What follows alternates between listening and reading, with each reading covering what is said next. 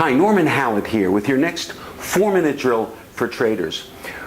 We're now in the last week of June, and that means the third quarter of 2015 is, well, it's right around the corner.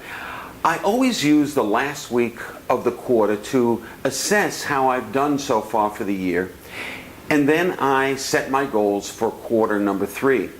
Today, I spent about 15 minutes looking through all my saved photos on my computer, and I chose a new wallpaper and a new screensaver to say hi to me every time I sit down to trade. I left a blank page in my trading journal so I can start a new section by writing in bold letters quarter number 3 2015 on the page after the blank page so I can start afresh. And about 20 minutes ago, I went from one end of my office to the other end, clearing all the loose papers here and there and wiping down all of the surfaces. I even changed out my mouse pad to one I bought earlier this year.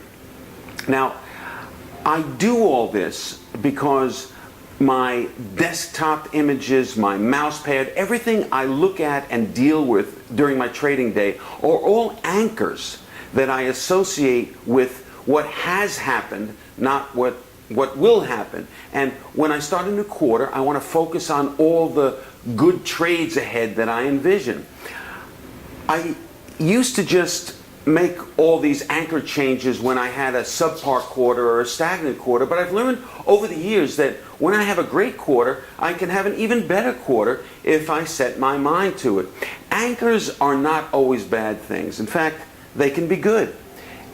Every time I look at my leather-bound journal with the gold leaf pages, I feel accomplished. I love that gold leaf, and I feel successful. It fits me in where I am and where I'm going. So I guess I am specific with the anchors I replace and those anchors that I keep. But when in doubt, I switch things out because I can immediately give that new element a good shot of positive intention.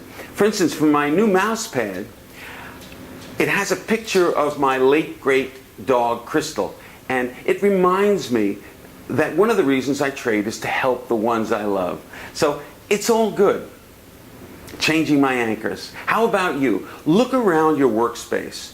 What would be good for you to switch out?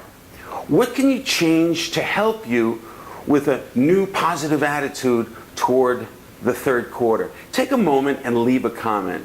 Am I the only one that does this, realizes that there's anchors and changes out and keeps some? For me, it's part of my main mantra of building and maintaining a positive momentum when I trade. Or for you, maybe it's something else. Like what? What is it for you? Let's hear from you. Okay, that's it for this edition of 4-Minute Drill for Traders. So until next week, stay disciplined.